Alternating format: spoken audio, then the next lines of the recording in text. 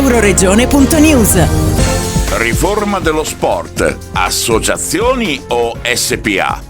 A Casarsa della Delizia si è tenuto un incontro con le associazioni sportive regionali di ogni disciplina o quasi, con il presidente della Commissione Sport e Cultura al Senato della Repubblica, Roberto Marti. Sul palco c'era anche il senatore Marco Dreosto, preceduto dal sindaco di Casarsa, Claudio Colussi, e dal presidente del Consiglio regionale, Mauro Bordin. La relazione è iniziata bene con il vicepresidente della regione Friuli Venezia Giulia, Mario Anzil, nonché assessore allo sport, che ha presentato alcune proposte agli sportelli per la consulenza e l'assistenza con un progetto realizzato assieme al CONI regionale. Interessante convegno sull'applicazione della nuova normativa sul diritto del lavoro sportivo, molta attenzione da parte delle associazioni sportive dilettantistiche della nostra regione, e la regione è consapevole che queste sono la spina dorsale dello sport che ha permesso e permette a decine di migliaia di ragazzi di praticare le più disparate discipline sportive. Ha voluto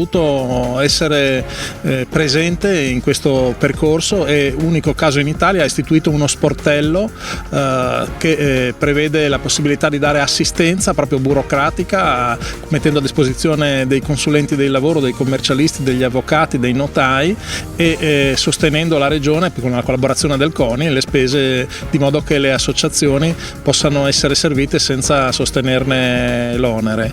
La norma è stata approvata a fine ottobre, è entrata in vigore il 10 novembre del 2023. A fine novembre lo sportello era già attivo e a oggi abbiamo già servito più di 450 associazioni della nostra regione, quindi per quanto possibile cerchiamo di dare una mano a chi davvero merita per l'importante impegno a favore dello sport in regione. Ma direi che per il mondo sportivo è un momento importante, perché siamo in prossimità di arrivo di una nuova legge che riguarderà tutto il mondo dello sport, una legge che evidentemente ha la necessità di essere capita, compresa, ma alla quale mancano i decreti attuativi che potranno essere fatti anche di concerto con quelli che sono poi i suggerimenti che vengono proprio dagli operatori. Lo sport ritengo sia fondamentale non solo perché ovviamente è una passione, un momento di condivisione, ma anche perché serve ai giovani, soprattutto alle famiglie, per dare respiro e opportunità che oggi evidentemente sono assolutamente importanti. Quindi il convegno di oggi è un momento di condivisione per capire meglio cosa succederà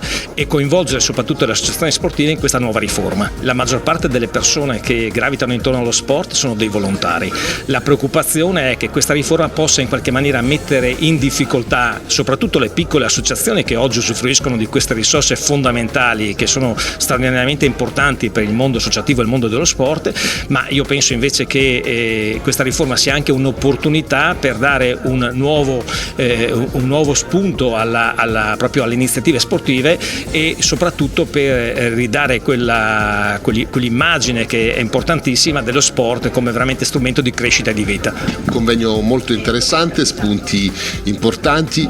Il mondo dello sport è un mondo che questo governo ha a cuore, e lo sport per questo governo è ormai nella nostra Costituzione italiana. Questa riforma è una riforma complessa, complicata, sicuramente da dover seguire con grande prudenza, e quindi uno spunto come quello di questa sera non potrà che portare all'Assemblea legislativa e al governo degli spunti nuovi, importanti, che possano porre dei correttivi per far stare meglio il mondo dello sport, un mondo dello sport che per noi è vitale per i nostri ragazzi, per la scuola e per la nostra comunità. Una mega audizione che porterà sicuramente vantaggio a questa riforma. Da Casarsa per Euroregione News, Marco Mascioli.